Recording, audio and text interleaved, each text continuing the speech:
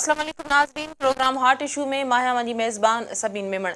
नाज़रीन, hot issue programme में जिन इशूज़ के अॼु असां पंहिंजे प्रोग्राम में शामिल कयो आहे उहे सिहत जे हवाले सां आहिनि। कल्ह असां पंहिंजे प्रोग्राम में उमरकोट में पुरस्रार तरीक़े सां हिकिड़ी उरड़ी जी जेका वबा फैली जेका हाणे वधी वई आहे, उन में केतिरा ई ॿार मुब्तला थी चुका आहिनि। कल्ह ताईं 12 ॿार फौत थियण जूं जेके अपडेट्स हुयूं तव्हां ताईं पहुचायोसीं ऐं सवें ॿार जेके आहिनि इन बीमारी में मुब्तला पिणु हुआ। अॼु इन हवाले सां असां तव्हांखे पंहिंजे प्रोग्राम में अपडेट कंदासीं। इन खां अलावा तव्हांखे ॿुधाईंदासीं त अहिड़ी हिकिड़ी पुरस्रार बीमारी वरी टंडे अलायार में पिणु मुंहुं कढियो आहे जंहिंजी अञा ताईं ख़बर न पइजी सघी आहे, जंहिंमें हिन वक़्त ताईं ॿुधायो वञे थो त रुॻो टंडे अलायार में 3 ॿारड़ा फौत थी चुका आहिनि, जॾहिं त केतिरा ई ॿार आहिनि जेके कराची ऐं हैदराबाद रिफर कया विया आहिनि, उते दाख़िल आहिनि। ऐं सिंध जे वॾे वज़ीर पारां पिणु इन पुरस्रार बीमारी जो नोटिस वरितो वियो आहे। सिंध जे वॾे वज़ीर मुराद अली शाह जी सिहत वारे सूबाई वज़ीर सिकंदर महेंद्रो ऐं इमदाद पिताफ़ी DG हेल्थ ते ॿधल टीम मुक़ररु कई वई आहे। इन हवाले सां तव्हांखे पंहिंजे प्रोग्राम में अपडेट कंदासीं। उन खां अलावा तव्हांखे ॿुधाईंदासीं त जीअं मुहर्रम हराम जो महीनो हली रहियो आहे ऐं सॼे सिंध जे मुख़्तलिफ़ इलाइक़नि में केतिरा ई मातमी जुलूस बरामद कया वेंदा आहिनि, जंहिंजे लाइ सिक्योरिटी जो हिकिड़ो ख़ासि प्लान पिणु तरतीब ॾिनो वेंदो आहे। उन बावजूदि केतिरा ई अहिड़ा शहर आहिनि जेके हसास क़रार ॾिनो वञनि था। उते छा सिक्योरिटी जो इंतज़ाम थियल आहे ऐं केतिरी उते नफ़री मुक़ररु थियल आहे, आया उते सिक्योरिटी मुतमइन कंदड़ आहे या न, इन हवाले सां मुख़्तलिफ़ शहरनि जी सूरत हाल पंहिंजे नुमाइंदनि ज़रिए तव्हां ताईं पहुचाईंदासीं। इन खां अलावा तव्हांखे ॿुधाईंदासीं त दरगाह लाल शहबाज़ कलंदर जो हिकिड़ो मुख्य दरवाज़ो पिणु सिक्योरिटी रीज़न्स जे करे आम जेके ज़ाहिरीन आहिनि, अक़ीदतमंद आहिनि, उन्हनि जे लाइ 10 ॾींहंनि जे लाइ बंदि कयो वियो आहे। इहे इशू असांजे अॼोके प्रोग्राम में शामिल हूंदा। प्रोग्राम जी शुरूआति कंदासीं सभ खां पहिरीं टंडो अलायार में फैलियल पुरस्रार बीमारी जे हवाले सां, जंहिंमें चयो वञे थो त हिन वक़्त ताईं 3 ॿार फौत थी चुका आहिनि ऐं सिहत खाते जूं जेके टीमूं आहिनि उहे अञा ताईं आइडेंटिफाई न करे सघियूं आहिनि, इन बीमारी जी का सुञाणप न करे सघियूं आहिनि। बीमारी सबबि जेके ॿार फौत थिया आहिनि ऐं जेके ॿार बीमार थियण जो ख़दशो आहे या जेके ॿार बीमार थिया आहिनि उन्हनि जे वारिसनि में वालदेन में सख़्तु ख़ौफ़ वारी सूरत हाल आहे ऐं वधीक जेके भरपासे जा ॻोठ आहिनि उन्हनि मां केतिरनि ॿारनि खे मुख़्तलिफ़ इस्पतालनि में पिणु दाख़िल कयो वियो आहे। वधीक तफ़सील मालूम कंदासीं टंडे अलायार मां सिंध टीवी न्यूज़ जे रिपोर्टर नसीर नोड़ियो खां।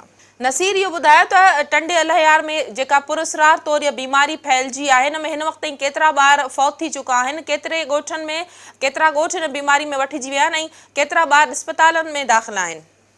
जी, तव्हांखे ॿुधाईंदो हलां त हीउ जेको आहे सो ॻोठ मुरीद खान लुंडा जेको तालुके चंबड़ ऐं यूनियन काउंसिल दादरवार में आहे, वॾी आबादी रखंदड़ ॻोठ आहे उन यूनियन काउंसिल जो, जंहिंमें गुज़िरियल 2 ॾींहंनि 3 ॾींहंनि खां ॿारड़ा बीमार थियणु शुरू थिया हुया। उनखां पोइ ॿारनि खे उते जे वालदीन पारां मक़ामी डॉक्टरनि ॾे, पोइ सिविल अस्पताल टंडो अलायार ॾे, पोइ हैदराबाद ॾे मुंतक़िल कयो वियो।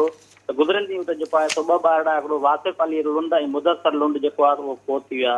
2 ॿारनि जे फौत थियण खां पोइ जेकी ॿारनि जी नाज़ुक हालत हुई उन्हनि खे यकदमि कराची मुंतक़िल कयो वियो, छो त इलाइक़े अंदरि पुरस्रार बीमारी जी ख़बर पई त वालदीन ख़ौफ़ में वठिजी विया। अॼु सुबुह जेको आहे सो जेको नंढड़ो जेको वासिफ़ अली फौत थी वियो, उनजो 6 महीननि जो 6 सालनि जो जेको भाउ वारिस आहे जेको हैदराबाद कराची में दाख़िल हुयो, उहो पिणु जेको अॼु सुबुह फौत थी वियो आहे। तंहिं करे टंडे अलायार में पुरस्रार बीमारी सबबि मजमूई तौरु 3 ॿारड़ा जेको आहे सो फौत थिया आहिनि, जॾहिं 6 खां वधीक ॿारड़ा हैदराबाद ऐं कराची जी इस्पतालनि में इंतिहाई गणती जोॻी हालत में दाख़िल आहिनि। 3 ॿारनि जे फौत थियण खां पोइ टंडे अलायार जे यूसी दाद खान दरबार जेको समूरो इलाइक़ो आहे उन में इंतिहाई ख़ौफ़ वारी सूरत आहे। ख़ासि जेका ॿारनि जा वालदीन आहिनि उन्हनि में पिणु जेको आहे सो तमामु जेका आहे सा ॾुख जी ऐं हिकिड़ी परेशानी जी लहर पखियल आहे। ऐं उनखां अलावा अॼु जेको आहे सिंध जे वॾे वज़ीर मुराद अली शाह समूरे मामले जो जेको आहे सो नोटिस वठी सिहत खाते जे सूबाई वज़ीर डॉक्टर सिकंदर महेंद्रो ऐं MP इमदाद पिताफ़ी ऐं DG हेल्थ ते ॿधल हिकिड़ी टीम। नसीर, इन बीमारी जी का सुञाणप न थी सघी आहे त कहिड़े क़िस्म जी बीमारी आहे, कॾहिं फैलिजी आहे?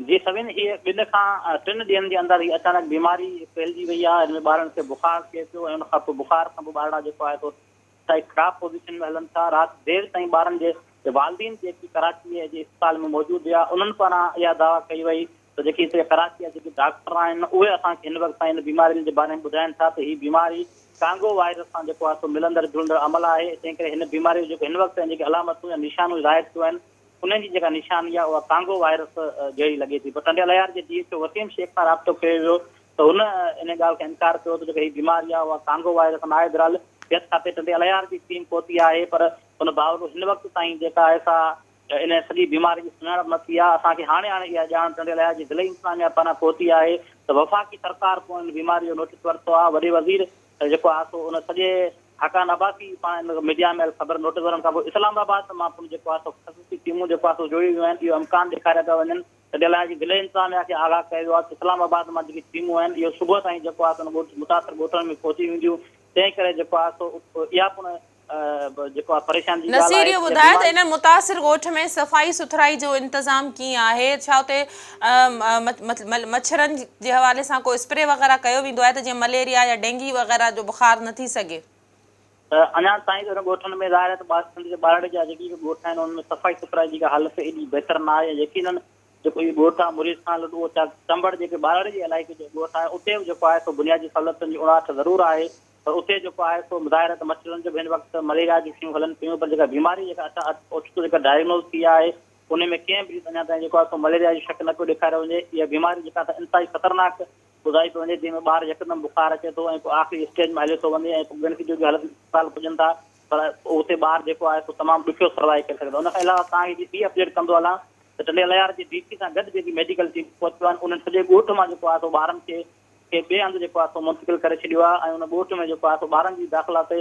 जेको आहे सो पाबंदी लॻाई वई आहे उते सिर्फ़ु जेको आहे उन ॻोठ में वॾा वेठल आहिनि ऐं उन खां अलावा जेकी हुन घर आहिनि जी मुतासिर उन्हनि खे सील कयो वियो आहे उते जेको ॿार आहिनि उते जेके जानवर आहिनि उन्हनि मां पूरो जेको आहे सैंपल चेक कया पिया वञनि मेडिकल टीमूं कोशिशि कनि पियूं त बीमारी जी सुञाणप थी सघे थी उन ते ज़ाब्तो आंदो वञे त इहा ॾाढी परेशानी जी ॻाल्हि आहे महिरबानी नसीर नोड़ियो टंडे लयार मां असांखे अपडेट करे इन पुरस्कार बीमारी जे हवाले सां वधीक तफ़सील मालूम करण जे लाइ असां सां फ़ोन लाइन ते जॉइन कयो आहे DC टंडोलायार रशीद ज़रदारी ज़रदारी साहब वॾी महिरबानी तव्हां असांखे फ़ोन कॉल ते जॉइन कयो प्रोग्राम में भलीकार चऊं था तव्हांखे ज़रदारी साहब मूंखे ॿुधायो त हीअ जेका पुरस्कार बीमारी फैली आहे जंहिंजूं ख़बरूं मीडिया में बि आयूं तव्हांजी टीम पारां जेको विज़िट कयो वियो आहे छा ॾिठो तव्हां कहिड़ी बीमारी आहे जंहिंमें हिन वक़्त ताईं 3 ॿार फौत थी चुका आहिनि ऐं इहो पिणु चयो थो वञे त केतिरा ई ॿार मुतासिर थिया आहिनि जेके हैदराबाद ऐं कराची पिणु रेफर कया विया आहिनि जी टियों ॾींहुं इहा ख़बर मिली हुई जंहिंमें असांजो तालको चंबड़ जो ॻोठ आहे मुरीद खान लुंड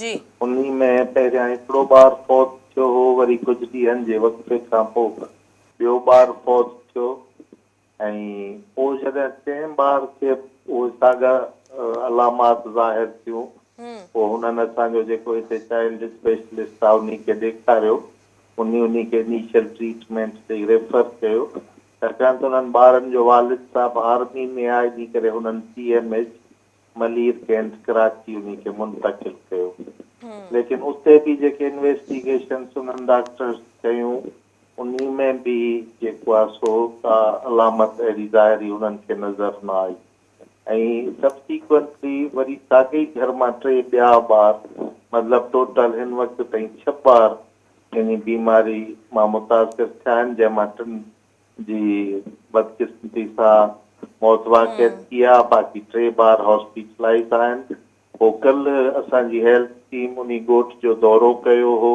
ऐं बिल्कुलु उन खे चङी तरह स्वीप कयो लेकिन हुननि खे के अहिड़ियूं ज़ाहिरी अलामात नज़र कोन आयूं पोइ जनाब वज़ीर आला सिंध जे हुकुम ते मिनिस्टर वर्क्स एंड सर्विसिस इमदाद अली ख़ान किताफ़ी जेके हितां असांजे टंडे लयार जे इन तक मां MPA बि आहिनि ऐं मिनिस्टर बि आहिनि उन्हनि ते मुश्तमिल ऐं मिनिस्टर हेल्थ ऐं सेक्रेटरी हेल्थ ते मुश्तमिल हिकिड़ी टीम तश्कील ॾिनी उन टीम उते CMH मलीर कैंट में उन्हनि ॿारनि जी हयादत कई ऐं उते उन्हनि डॉक्टरनि सां मीटिंग कई ऐं उहे डॉक्टर्स चवनि था त असां हिननि जूं फर्दर इन्वेस्टिगेशन करियूं पिया थियो कहिड़े क़िस्म जो वायरस आहे ज़रदारी साहब मूंखे इहो ॿुधायो त इन बीमारी जी तशख़ीस या सुञाणप जे लाइ छा इस्लामाबाद मां के टीमूं वग़ैरह घुरायूं पियूं वञनि हिन वक़्तु ॾिसो मां ॻोठ में थोरी देरि पहिरियां ताईं मौजूदु हुअसि मूंसां गॾु मुंहिंजी हेल्थ टीम DG हेल्थ जी टीम इहे सभु असां हुते मौजूदु हुआसीं ऐं जेको असांजो चाइल्ड स्पेशलिस्ट आहे उहो बि मौजूदु हो हाणे जेके एहतियाती तदाबीर हुयूं फौरन उन में उन्हनि ॿारनि खे छाकाणि त 70 घरनि ते मुश्तमिल ॻोठ आहे जंहिंजी आबादी तक़रीबन 600 खां 700 ताईं आहे इन करे जेके नंढी उमिरि जा ॿार अक्सर इन जो शिकार थिया आहिनि उन्हनि जी उमिरि 16 महीननि खां 7 सालनि ताईं ॿुधाई पई वञे इन एज ग्रुप जा ॿार सभु हितां ॻोठ मां असां आइसोलेट कराए छॾिया आहिनि। ऐं ॿियो वरी जेको शक ज़ाहिर कयो पियो में बि हाणे ईद उल अज़हा गुज़री आहे ऐं इहे ॿार गॾु खेॾंदा हुआ ऐं उते को इन्फेक्टेड जानवर थी सघे थो, पोइ उन घर में जेके बि जानवर हा उन्हनि जी बि असां आइसोलेशन कराई आहे। हाणे हींअर बि उते डिप्टी डायरेक्टर लाइफ स्टॉक पंहिंजी टीम सां मौजूदु आहे जेको उन माल जी वैक्सीन करे पियो ऐं प्लस उन्हनि जा ब्लड सैंपल्स वठूं पिया ताकी असां इहो ॾिसी सघूं था या के छाकाणि कि डायरेक्ट दिमाग़ ते हिट करे थो ऐं सिम्पटम्स में वॉमिटिंग थिए थी, उल्टी अचे थी ऐं बुखार अचे थो ऐं 2-3 कलाकनि खां पोइ ॿारु फौत थी थो वञे। ज़रदारी साहब चई सघिजे थो त इहे कांगो वायरस सां मिलंदड़ जुलंदड़ सिम्पटम्स थी सघनि था? हा बिल्कुलु, मतिलबु उन जी का प्रॉपर क्लासिफिकेशन तॾहिं थींदी छाकाणि त जेके कराची में उन्हनि जूं रिपोर्ट्स थियूं आहिनि उन में MRI, CT scan, blood culture हर रिपोर्ट थी आहे, ब्लड CP, लेकिन उन में का ज़ाहिरी अलामत नज़र नथी अचे। हाणे मुख़्तलिफ़ ऑप्शन्स आहिनि ऐं हुकूमत हिकिड़ी हेल्थ टीम बि कॉन्स्टिट्यूट करे छॾी आहे ऐं कमिश्नर साहब सां हींअर मुंहिंजी ॻाल्हि थी आहे, शायदि लम्स मां का एक्सपर्ट प्रोफेसर्स जी टीम बि अचे पई ऐं ज़ाहिर आहे जॾहिं डॉक्टर्स सभु उन्हनि रिपोर्ट्स मां मुतफ़िक़ थी ऐं उनजी फाइनल क्लासिफिकेशन कंदा थी कांगो जो को क़िस्म आहे या को ॿियो वायरस आहे ऐं हीअ पैदाइश हिन जो किथे थी छाकाणि त इहे जेके बि ॿार आहिनि जेके फौत थिया आहिनि उहे साॻी प्रिमिसिस में रहंदड़ हुआ ऐं जेके ॿार बीमार थिया आहिनि उहे वरी 2 घर छॾे पोइ वारे घर खे हुन वायरस अटैक कयो आहे। हाणे असां उहे घर बि सील कया आहिनि, उतां माण्हुनि खे बि शिफ्ट करे छॾियो आहे छाकाणि वायरस अञा ताईं ॻोठ में मौजूदु आहे ऐं उन जी प्रॉपर तफ़्तीश थिए ऐं शाम जो अॼु स्प्रे थिए पियो ऐं प्लस उन्हनि घरनि जी सल्फर फ्यूमिगेशन बि करियूं पिया कंहिं तरीक़े सां असां वधीक को नुक़सान थियण न ॾियूं।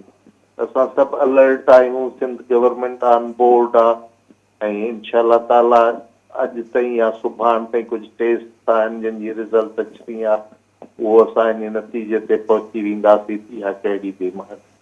वॾी महिरबानी। रशीद ज़रदारी DC टंडोलायर साहब असां सां फ़ोन लाइन ते मौजूदु आहिनि, जिन जो चवणो त फौरी तौरु उन्हनि पारां एफर्ट्स वरिता विया आहिनि। सिंध सरकार जी जेका टीम आहे वॾे वज़ीर जे नोटिस ते जेका टीम मुक़ररु कई वई आहे उहा पिणु उन्हनि सां राब्ते में आहे। उन्हनि जी टीमूं जेके आहिनि से मुतासिर ॻोठ पहुतियूं आहिनि जेको 70 घरनि ते ॿधल मुश्तमिल ॻोठ आहे जंहिंमें लॻभॻि 600 खां 700 जी आबादी आहे, जंहिंमें जेके ॿारड़ा मुतासिर थिया आहिनि नंढी उमिरि जा जेके ॿारड़ा आहिनि उन्हनि खे फौरी तौरु आइसोलेट कयो वियो आहे, ॿिए हंधि मुंतक़िल कयो वियो आहे ऐं उन ॻोठ में कंहिं बि एतिरे नंढे उमिरि 7 सालनि ताईं जे जेको ॿारु आहे जेके मुतासिर थी सघनि था उन्हनि जी दाख़िला फ़िलहालु बंदि कई वई आहे। जॾहिं त सूबाई चूंडियल सूबाई वज़ीर जेको आहे इमदाद पिताफ़ी उन पारां ऐं सिहत जे सूबाई वज़ीर पारां जेके कराची जे अस्पताल में रिफर कया विया आहिनि कुझु ॿारड़ा हिक ई घर सां जेके तालुक़ रखनि था उन्हनि जी पिणु उते जेको आहे सो अयादत कई वई, पर इन वक़्त ताईं इहो ख़बर न पइजी सघी आहे त इहा कहिड़ी पुरस्रार बीमारी आहे, कहिड़ो बुख़ार आहे जेको ॿार खे 2-3 कलाकनि में ई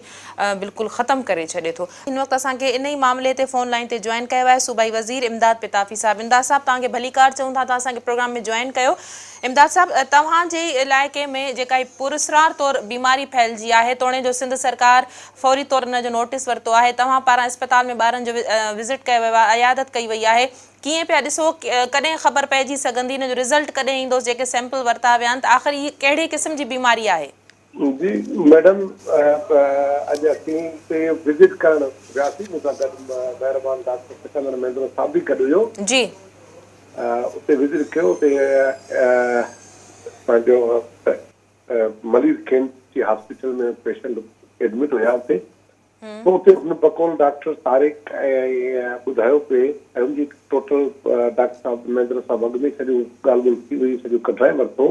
हुननि जो ख़्यालु इहो आहे त जेको घरनि में ॿारड़ी में दुहूं वग़ैरह माण्हू कंदा आहिनि ऑलमोस्ट उन जे एंड उन में को अहिड़ो दुहे में का अहिड़ी ऑक्सीजन आहे जेका माण्हू साह में खणे थो ऐं उहा दिमाग़ खे टच करे थी, उनजे करे इहो थियो आहे। अञा टोटल इन्वेस्टिगेशन हले पई, अञा फाइनल इन्वेस्टिगेशन जो कोन पहुता आहिनि त छा इशू आहे। बाक़ी जेके 2 ॿार हुया उहे विज़िट करे आयासीं, उहे स्टेबल आहिनि फिज़िकली अल्हम्दुलिल्लाह उहे स्टेबल आहिनि, वधीक उन जूं इन्वेस्टिगेशन हलनि पियूं। ऐं डॉक्टरनि सां टच में आहियां, CM साहब टच में आहे, महेंद्र साहब बि आहे। तो असांजो सीरियस कंसर्न आहे, अलाह पे रहम करे थोरो प्रॉब्लम आयो आहे, उन प्रॉब्लम खे कोशिशि कंदासीं जी जल्दी हल थी सघे। ऐं उन खां सवाइ उते असां हैदराबाद मां बि टीम मोकिली आहे, पंहिंजो हिन जे बूथ ऐं टंडोलायर जी टीम बि पहुती आहे। मुंहिंजो भाउ बि उते पहुतो, डिस्ट्रिक्ट काउंसिलर मेंबर आहे, DC टंडोलायर बि उते पहुता हुया। तो असांजी पूरी टोटली कोशिशि इहा आहे त असीं बहितर तरीक़े सां जेको लास्ट थियो आहे अलाह जी तरफ़ां आहे, पर बाक़ी जेका शइ आहे उनखे बचाए सघिजे। हिननि जो ख़्यालु हो त उते लोकली को कांगो वग़ैरह आहे, पर उहो बिल्कुलु डॉक्टरनि उनखे चयो त उनजो उहो बिल्कुलु कोन्हे, छो जो उन लाइ हिकिड़ो जिस्म ते ख़ासि निशान थींदा आहिनि या ब्लीडिंग थींदी आहे। अहिड़े क़िस्म जी का बि ॻाल्हि कोन्हे, पर फाइन अञा को इन्वेस्टिगेशन आई कोन्हे, कांगो त बिल्कुलु ई कोन्हे, पर जेका ॿियो को प्रॉब्लम आहे उहो अञा फाइनली। इमदाद साहब, इन ॻाल्हि खे छा कीअं यकीनी बणायो वेंदो त इन में ॿिया जेके आहिनि से ॿार वधीक इहा बीमारी हिकु ॻोठ खां ॿिए ॻोठ ताईं न फैलिजे, ॿिया ॿार मुब्तला न थियनि, आइसोलेट कयो वियो आहे ॿारनि खे? असां वटि ईअं थींदो आहे जेकॾहिं वबा आहे, मूज़ी मर्ज़ जीअं फैलिजंदी वेंदी आहे। सभिनि तव्हांखे ॿुधायो त ॿारनि खे आइसोलेट बिल्कुलु कोन कयो वियो आहे, नॉर्मल वार्ड में हुया, ICU में। असां उते पाण ॿारनि जे मथां वियासीं, ॿारनि सां मिलियासीं, रिश्तेदार हुया, फौजी डॉक्टर साहिबान हुया। न, जेके ॻोठ में ॿिया इन ॻोठ में जेके आबादी आहे, जेके ॿिया ॿार आहिनि, असांजी DC साहब सां ॻाल्हि थी, उन्हनि जो चवणु आहे त उन्हनि ॿारनि खे ॿिए हंधि मुंतक़िल कयो वियो आहे। जी, उहो कोशिशि करियूं त उहो मूं पाण DC साहब खे चयो तव्हां हुते वञो ऐं हिते कराची में ॾिसंदा अथव जेका स्ट्रेस हूंदा उहे इंशाअल्लाह ताला इंश्योर कराईंदो तव्हांखे, उहो असीं खणंदासीं ऐं उहे बिल्कुलु उन ते जेको उनखे इंशाअल्लाह ताला बहितर कंदासीं। छो जो ॾाढो अलाह माफ़ करे हिकिड़ो थी आहे, गुलनि जहिड़ा ॿार, मासूम ॿार, 3 ॿारनि जी डेथ थी आहे। तो जेको मैक्सिमम आहे इंशाअल्लाह ताला उहो कंदासीं। वॾी महिरबानी। सूबाई वज़ीर इमदाद तव्हांखे फ़ोन लाइन ते जॉइन कयो। उन्हनि जो चवणो हो त जेको मुमकिन थी सघंदो हू फौरी तौर इन लाइ कंदा, इन लाइ हुननि जी सॼी टीम ऑन बोर्ड आहे, वॾे वज़ीर सां उन्हनि जो राब्तो आहे ऐं फौरी तौर जेके बि मुमकिन ॻाल्हियूं एहतियाती उपाउ थी सघनि था उहे वठनि पिया ऐं जल्दी इन जो नतीजो साम्हूं ईंदो त कहिड़े क़िस्म जी बीमारी आहे। जॾहिं त कांगो वायरस जे हवाले सां उन्हनि इन ॻाल्हि खे बिल्कुलु फ़िलहालु डिनाए कयो। उन्हनि जो चवणु आहे त हिकिड़ो ख़ासि क़िस्म जो दूंहों जेको घरनि में बहिराड़नि में आम तौर ते जेको ॾिनो वञे थो, उन मां अहिड़ो को वायरस आहे जेको फैलियो आहे। प्रोग्राम जे सिलसिले खे कंटिन्यू कंदासीं।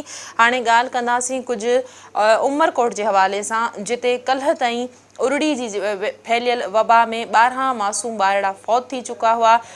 कल्ह जेको असांजे नुमाइंदे असांखे अपडेट कयो उन मुताबिक़ त उते जेका टीम मुक़ररु कई वई जेका डॉक्टरनि जी, उहे हिकिड़े कंहिं कमरे में उन्हनि खे रखियो वियो, अहिड़ियूं को कैंप वग़ैरह न लॻायो वियो ऐं उते जेके डॉक्टर हुआ उहे अहिड़ा माहिर डॉक्टर कोन हुआ जेके मोकिलणु घुरिजनि, जेका डॉक्टरनि जी जेका टीम हुजणु घुरिजे हा उहा टीम उते मौजूदु न हुई। अॼु उन हवाले सां वधीक तव्हां ताईं अपडेट पहुचाईंदासीं त छा सूरत हाल आहे। इन हवाले सां असांखे जॉइन कयो आहे उमरकोट मां सिंध न्यूज़ जे रिपोर्टर अली मुराद।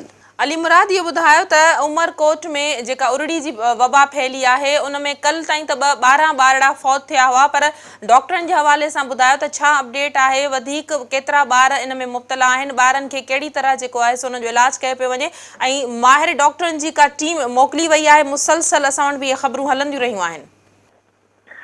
जी सभिनी, उमरकोट जे वेझो जेको ॻोठ मिठो जोगी में गुज़िरियल तक़रीबन 8 ॾींहंनि खां जेको उरड़ी जी वबा पकड़ण जे करे 12 ॿार जेके फौत थिया आहिनि, उन खां पोइ इहे ख़बरूं मीडिया में आयूं आहिनि, पाण वटि भलियूं आहिनि। उन खां पोइ अॼु जी पोज़ीशन इहा आहे त अॼु उते अलाह जी महिरबानी सां का फौतगी वग़ैरह कंहिं ॿार जी न थी आहे, पर अञा ताईं उते उहा सूरत हाल उहा ई आहे। जेको उरड़ी जी जेको पकड़जण वारो जेको फैलिजण वारो जेको सिलसिलो आहे उहो वधे पियो, वधीक ॿारड़ा जेके आहिनि उहे मुतासिर थिया आहिनि ऐं उहो पहिरें स्टेप में जीअं हुननि खे तबियत उनजी ख़राबु थिए थी, बिगड़े थी, उन्हनि खे उहो सिलसिलो हले पियो।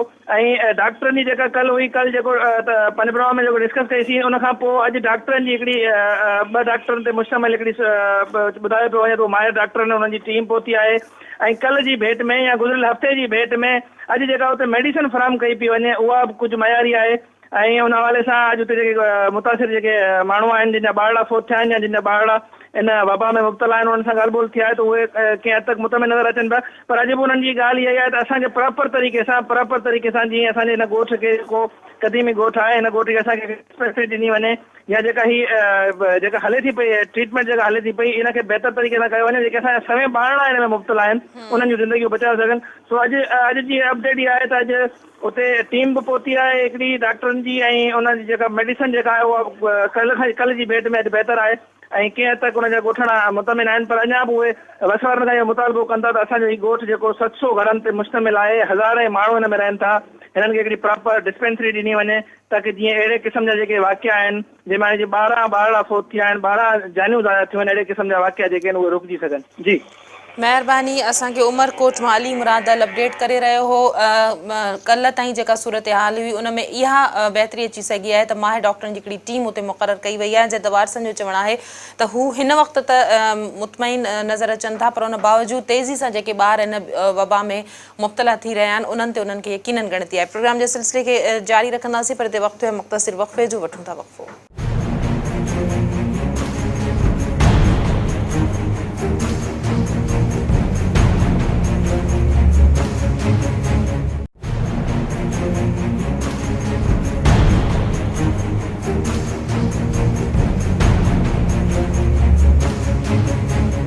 वेलकम बैक नाज़रीन। हाणे प्रोग्राम में ॻाल्हि कंदासीं मुहर्रम उल हराम जे हवाले सां सिक्योरिटी प्लान जेको सिंध सरकार पारां IG सिंध पारां जेको प्लान तरतीब ॾिनो वियो आहे। मुख़्तलिफ़ शहरनि में जेके मातमी जुलूस निकिरंदा उते सिक्योरिटी तरतीब ॾिनी वई आहे पर उन बावजूदि केतिरा ई अहिड़ा इलाइक़ा आहिनि जिन खे हसास पिणु करार ॾिनो वियो आहे। इन हवाले सां तव्हांखे शिकारपुर जे हवाले सां जेकॾहिं ॿुधायूं त इंतिहाई हसास तरीन लेखियो वञे थो। उते सिक्योरिटी जी छा सूरत हाल आहे, कहिड़ा इंतज़ाम कया विया आहिनि ऐं कॾहिं खां मातमी जुलूस जेके आहिनि से बरामद थींदा, इन हवाले सां हिन वक़्तु असांखे फ़ोन लाइन ते जॉइन कयो आहे शिकारपुर मां सिंध TV न्यूज़ जे रिपोर्टर सारंग बपड़।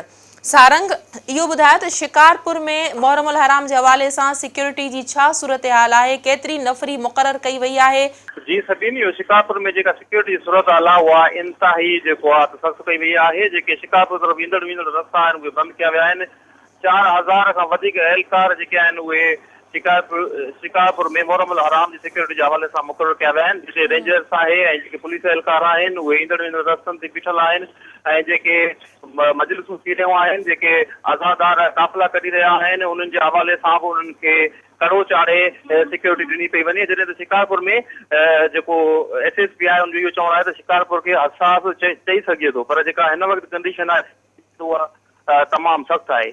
जी सारंग, इहो ॿुधायो त केतिरा मातमी जुलूस जेके आहिनि से बरामद थींदा ऐं उन जिन जायुनि तां लंघंदा उते छा वधीक नफ़री मुक़ररु कई वई आहे ऐं कैमराउनि जे हवाले सां ॿुधायो त छा CCTV कैमराऊं पिणु लॻाई वयूं आहिनि?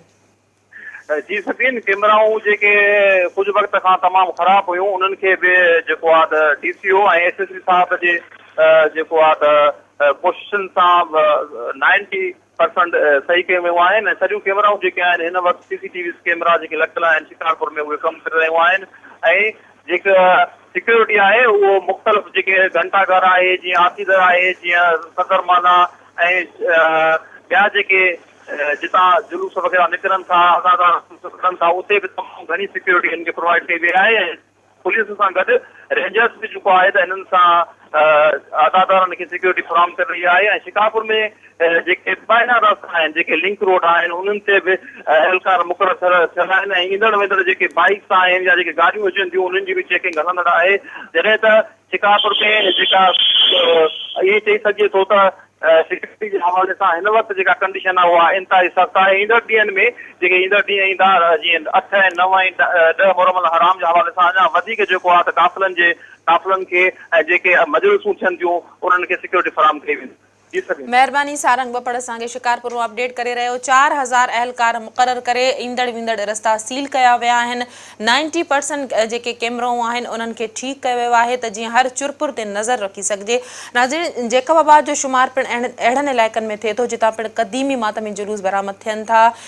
इमाम बारगाहूं आहिनि जिते मजलिसूं थियनि थियूं ऐं आज़ादार उते इमाम हुसैन सल्लल्लाहु अलैहि वसल्लम जी यादि में पहुचनि था, नुआ ख़्वानी थिए थी। जैकबाबाद में सिक्योरिटी जी छा सूरत हाल आहे इन हवाले सां असां हिन वक़्तु राब्तो कयो आहे जैकबाबाद में सिंध TV न्यूज़ जे ब्यूरो चीफ अज़हर गुल सरकी सां। अज़हर इहो ॿुधायो त जैकबाबाद में मुहर्रम उल हराम जे हवाले सां सिक्योरिटी जा कहिड़ा इंतज़ाम कया विया आहिनि? ये ॾिसो जैकबाबाद में जीअं ई मुहर्रम उल हराम वेझो पियो ईंदो वञे, इन हवाले सां जैकबाबाद में पुलिस इंतज़ामिया या सिविल इंतज़ामिया पारां हिफ़ाज़ती इंतज़ाम इंतहाई सख़्तु कया विया आहिनि। इन हवाले सां 5000 पुलिस एहलकारनि खे उते मुक़ररु कयो वियो आहे ऐं CCTV कैमरास वारो सिस्टम बि एक्टिव कयो वियो आहे। 200 रेंजर्स जा जवान आहिनि, उहे बि एक्टिव आहिनि, उहे बि मुख़्तलिफ़ चौकनि चौराहनि ते बीठल हूंदा। ऐं हिकिड़ो मॉनिटरिंग रूम जेको मेन मॉनिटरिंग रूम आहे उहो SSP ऑफिस में क़ाइमु हूंदो आहे। उन खां सवा डिप्टी कमिश्नर जैकबाबाद जी ऑफिस में बि हिकिड़े क़िस्म जो मॉनिटरिंग रूम क़ाइमु हूंदो। ऐं उन खां अलावा जेके हसास जायूं आहिनि उते कुझु वधीक डिप्लॉयमेंट कई वेंदी त जीअं उहो कंहिं बि सूरत हाल खे मुंहुं ॾेई सघिजे। उन खां अलावा जेके ॿिया चौक चौराहा आहिनि उते बि CCTV कैमरास खे एक्टिव कयो वियो आहे ऐं उते मुख़्तलिफ़ हंधनि ते बि नंढा नंढा मॉनिटरिंग रूम ठाहिया वेंदा। उहे सॼे जेके मातमी जलूस निकिरंदा उन्हनि खे उहे सिक्योर करण जे लाइ, समूरी सूरत हाल खे जाचण जे लाइ उहो समूरे जो समूरो सिस्टम जेको आहे उहो एक्टिव हूंदो। हिन महिल बि जैकबाबाद जीअं त Sun TV न्यूज़ जी जेका ऑफिस आहे उहा GSM चौक साम्हूं छॾे वञे थो, उन हंधि ते उहो इंतिहाई अहम चौक हुजे थो जेका शहर जे समूरे जा समूरा मातमी जलूस उते गॾु थींदा आहिनि। उन ते हिन महिल बि पुलिस जी वॾी डिप्लॉयमेंट आहे। उते मुख़्तलिफ़ पासनि ॾांहुं 12 जी तादाद में पुलिस एहलकार जेको आहे सब इंस्पेक्टर इंस्पेक्टरनि जी अॻुवाणी में उन्हनि खे उते विहारियो वियो आहे।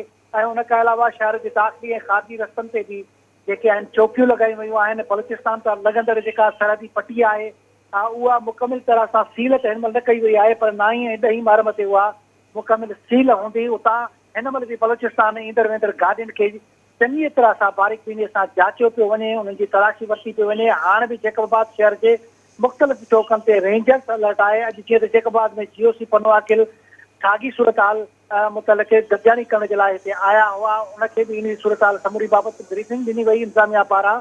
रेंजर्स जा जवान अलर्ट हूंदा।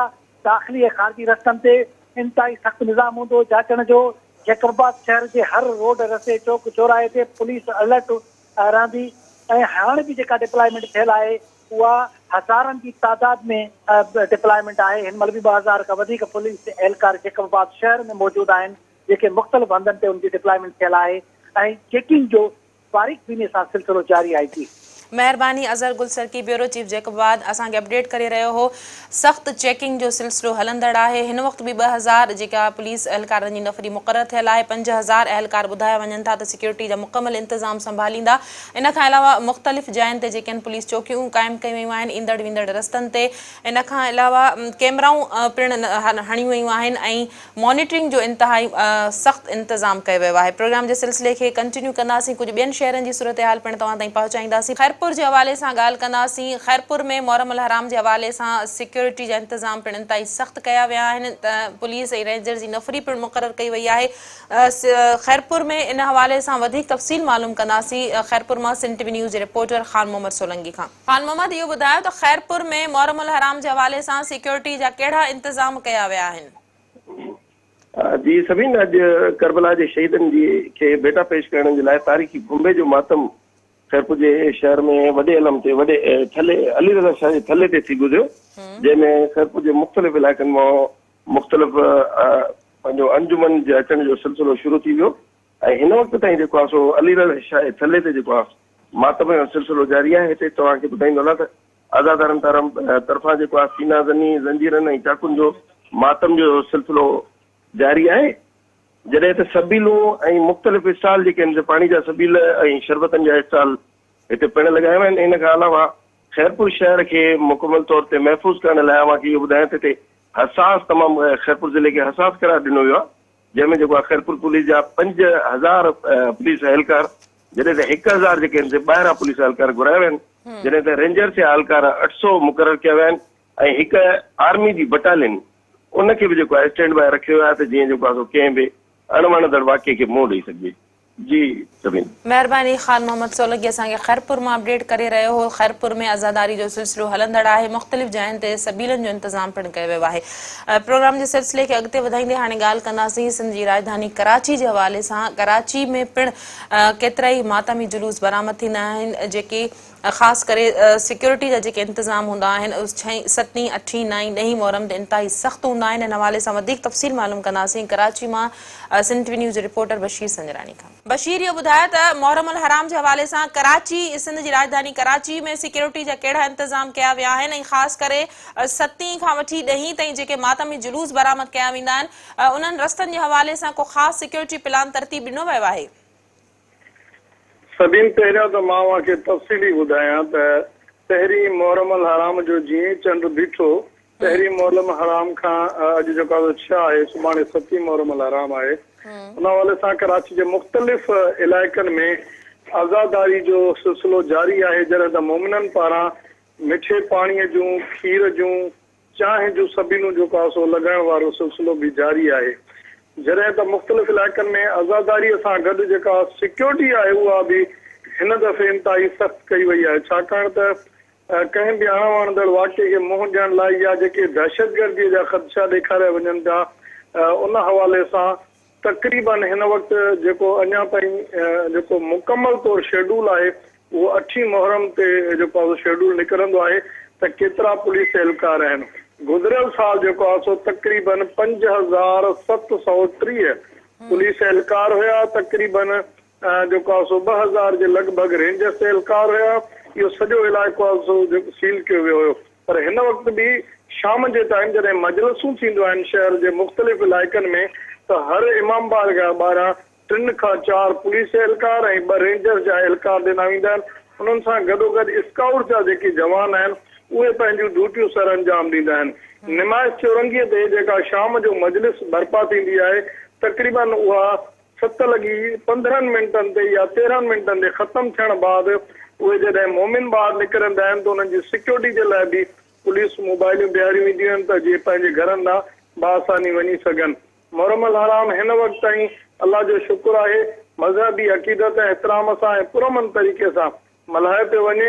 7 मुहर्रम खां पोइ 10 मुहर्रम ताईं सिक्योरिटी हाई अलर्ट कई वेंदी। जेके रोड ऐं रस्ता आहिनि असां पंहिंजे नाज़रीन खे इहा शइ ॿुधाईंदा हलूं त जेकी निमाइश चौरंगी खां वठी शाह खुरासां ऐं ॿिया जेके रोड रस्ता आहिनि उन्हनि खे सील कयो वेंदो आहे।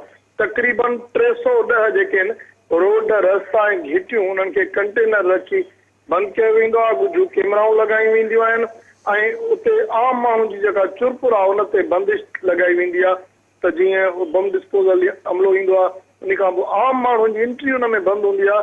10 मुहर्रम ताईं जेसीं ताईं माण्हू उतां उहो जुलूस जो जेको आहे सो आख़िरी वञी एंड थिए थी पई। इन हवाले सां मां ॿुधाईंदो हलां त शहर जे मुख़्तलिफ़ इलाइक़नि में जेको आहे शाम जे टाइम मजलिसूं हूंदियूं आहिनि। सॼो ॾींहुं जेको आहे सो सबिलुनि जो सिलसिलो जारी रहंदो आहे ऐं इहे नंढा नंढा जुलूस जेके आहिनि उहे वरी शाह खुरासां ते पहुचंदा आहिनि। मेन जेके मरकज़ी जुलूस जेके आहिनि उहे तक़रीबन 8, 9 ऐं 10 मुहर्रम ते शाह खुरासां पहुचंदा आहिनि। उन खां पोइ उहे मुख़्तलिफ़ रोडनि रस्तनि खां थींदे इमाम बारगाह ईरानिया खारा दर ते नहर थींदा आहिनि जेको मरकज़ी जुलूस 10 तारीख़ बि थींदो आहे। बहरहाल हिन वक़्तु शहर में सिक्योरिटी हाई अलर्ट आहे। रेंजर्स जा अटाला बीठल आहिनि, पुलिस जा अटाला बीठल आहिनि। चेकिंग वग़ैरह कई पई वञे त जीअं को बि अहिड़ो अणवणंदड़ जेको वाक़ियो आहे उहो पेश न अची सघे। जी सभी महिरबानी बशीर संजरानी कराची में मुहर्रम अल हराम के हवाले से सिक्योरिटी के इंतजाम के हवाले से असांखे अपडेट करे रहियो। नाज़रीन, हॉट इशू प्रोग्राम जो वक्त पिण ते पंहिंजी पुॼाणी ते पहुचे तो। अॼु के हॉट इशू प्रोग्राम में जिन इशूज़ के असां पंहिंजे प्रोग्राम में शामिल कयोसीं। मुहर्रम अल हराम के हवाले से कुछ शहरनि में सिक्योरिटी जे जेका सूरत हाल है उन हवाले से तव्हां ताईं अपडेट्स पहुचायासीं। इन खां अलावा जेके मुख़्तलिफ़ बीमारियूं पुरस्कार तौर फैलियूं आहिनि जंहिंमें उमरकोट के हवाले से कल असां जेको इशू पंहिंजे प्रोग्राम में खयो हुयो रुड़ी जी वबा के हवाले से उनजो फॉलोअप तव्हां ताईं पहुचायोसीं। ऐं अॼु टंडे अलहयार में जेका ख़बर रिपोर्ट थी है असांजे न्यूज़ चैनल इन ख़बर के जो हलायो है असां नुमाइंदे खां पंहिंजे अपडेट वरितासीं त टंडे अलहयार में जो पुरस्कार तौर बीमारी फैली है उनजी का सैंपल्स वरता विया पर अञा ताईं उन बीमारी की का सुञाणप न थी सघी है जंहिंमें 3 ॿारड़ा फौत थी विया आहिनि। 2 ॿारड़ा कराची जे अस्पताल में दाख़िल आहिनि। उन खां अलावा इन ॻोठ में जेके ॿिया ॿारड़ा आहिनि जिन मुतासिर थियण जो ख़दशो आहे नंढी उमिरि जा ॿारड़ा उन्हनि खे उन ॻोठ मां मुंतक़िल कयो वियो आहे। इहे इशू अॼोके असांजे हॉट इशू प्रोग्राम में शामिल हुआ। ईंदड़ प्रोग्राम में हाज़िर थींदासीं कुझु नवां इशू खणी। तेसिताईं ॾींदा इजाज़त। अल्लाह वाहे।